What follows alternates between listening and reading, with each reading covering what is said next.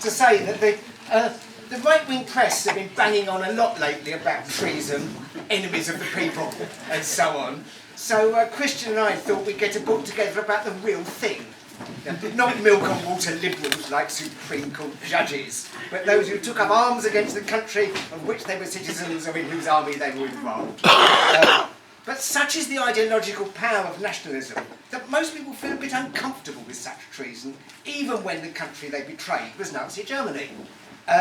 We don't ever have any such scruples, and what we've sought to do is to rescue the often forgotten history of those who put their principles before spurious nationalism. Jonathan North's contribution that Christian mentioned earlier goes back to the Napoleonic Wars, when thousands of Polish volunteers joined the French army in the hope that by so doing they would liberate their homeland, which was then divided between Russia and Prussia. How were they to know that Napoleon would try to use them as cannon fodder in his attempt to put down the slave revolution in Saint-Domingue, the future Haiti? Not quite what they had in mind. In fact, politically, they had more in common with the rebels they were fighting than the French slave-owning imperialism, in whose army they were enlisted. The crunch came when the French commanders, fearing that one of their black regiments was about to join the rebels, ordered the Poles to massacre the suspect soldiers. This they did. But clearly they felt ashamed, and at the first opportunity, most of them changed sides themselves. There's an early constitutional document of independent Haiti which says, all citizens of Haiti are black, including the Poles and Germans who fought with us. And we have a bit of a theme here. The German army recruited thousands of Ukrainians, Poles, Georgians and Russians from prisoner of war camps as they became short of manpower on the Eastern Front. Many joined to avoid starvation, but a significant number were anti-communists who were prepared to fight against the Soviet Union. However, the German High Command didn't trust them and transferred many to France to fight the growing resistance insurgency in France. Again, not what they had signed up for. Often implicated in a brutal repression, many of them became disgusted with themselves and mutinied, frequently killing their German officers and NCOs in the process. The French resistance wisely didn't ask too many questions and welcomed such well-armed recruits. Similarly, the mainly Irish soldiers in the US Army, who in the words of the song fought for the Mexican state in 1847, were in part revolted by the behaviour of many of the regular US soldiers and felt more affinity with the Catholic Mexicans than they did with their own Protestant officers. David Rovics, who was mentioned earlier, has given us permission to use his song, The Semper Patricios, in the book, which I think tells their story probably better than anything. The Chieftains as well have made an album about these events. So at least they are remembered in song, if not in history. By the way, David Rovics tonight is playing up the Islington Folk Club. If anyone, I did say I'd give it a boost. Now, of course, the purist might say that these three groups were not real traitors, as they were not born citizens of the countries they betrayed. But there were, however, plenty of German citizens who were prepared to do their utmost to bring down the Nazi dictatorship, even if it meant allying with the country's enemies. Merilyn has dealt with the internal anti-Nazi resistance. My section chronicles how German refugees, mainly communists, but some social democrats, anarchists and Trotskyists, contributed to fighting the Nazis in France. From spreading anti-Nazi propaganda in the German army and attempting to organise mutiny and desertion, through to extensive involvement in urban terrorism and the rural guerrilla struggle. Otto Kuhn led a group of 40 German and Austrian veterans of the International Brigade in a guerrilla unit in the Cevennes mountains of southern France. They led the assault that liberated the town of Nîmes and were given the honour of leading the liberation parade the following week.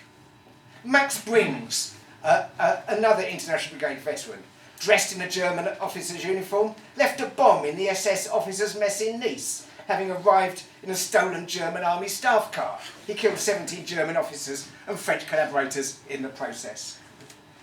Most of my protagonists were communist, socialist or anarchist. However, Herbert Hertz, on the other hand, was a Zionist, a refugee from Nazi Germany. But he couldn't find a Zionist organisation that would give him a gun.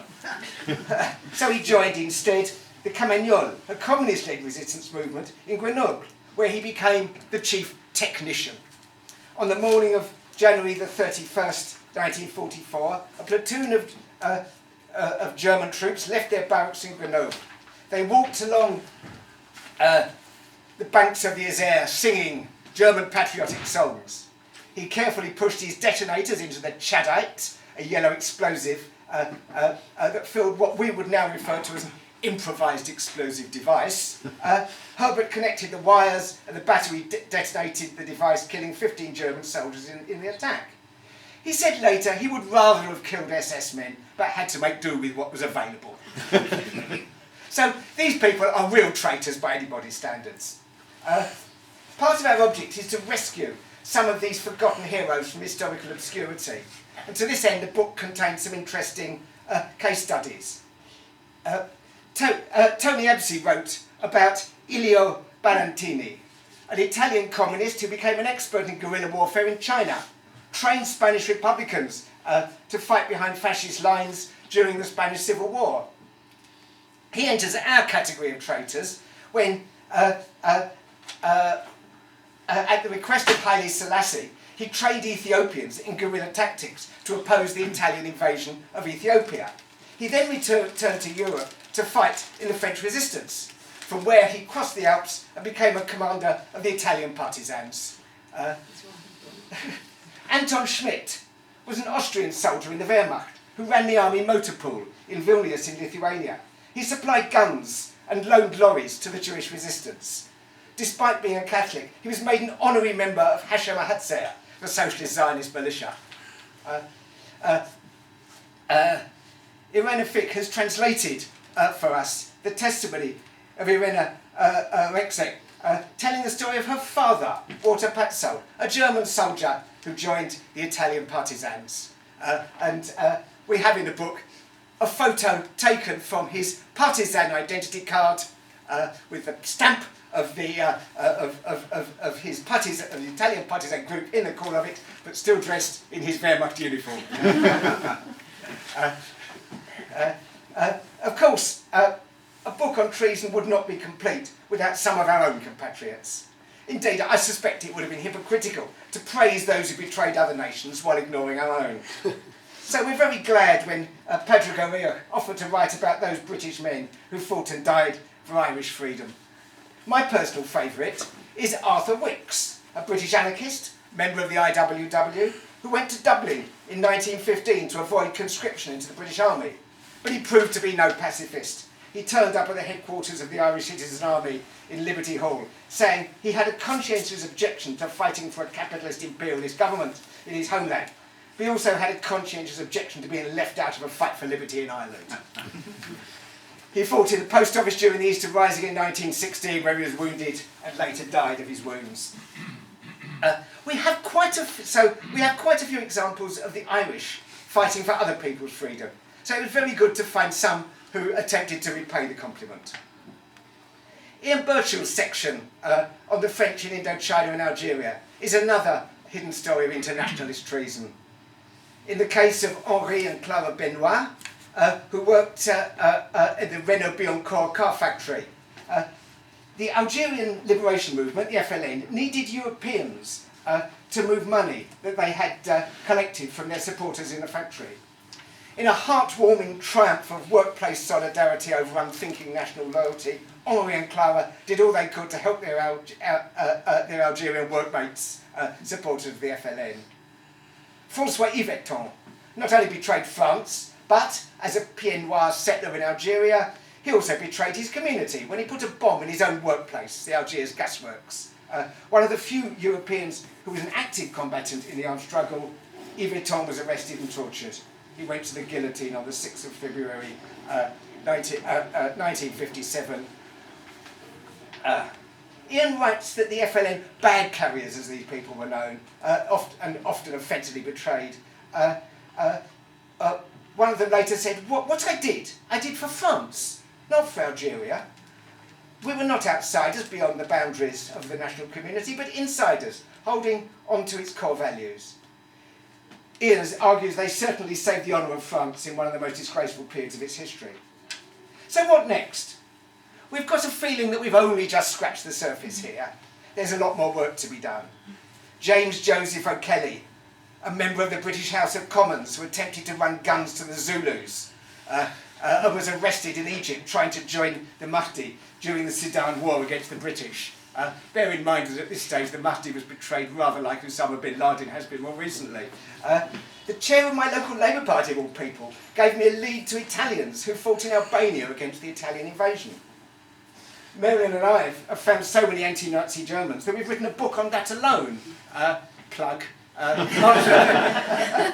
Launched March the 26th in the UCU head office.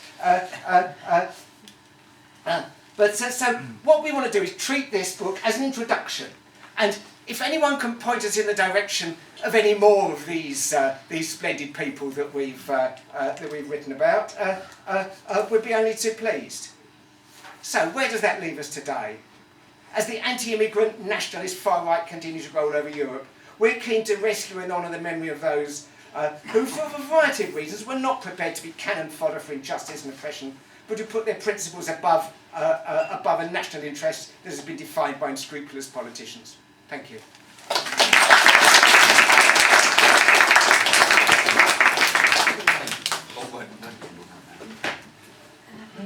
Shall we? Thank you, Steve. I should mention as well, I mean, we also did organise a little workshop at the London Socialist Historians Group, and we're very grateful to the Socialist History Society as well for publishing this. But yeah, now it's sort of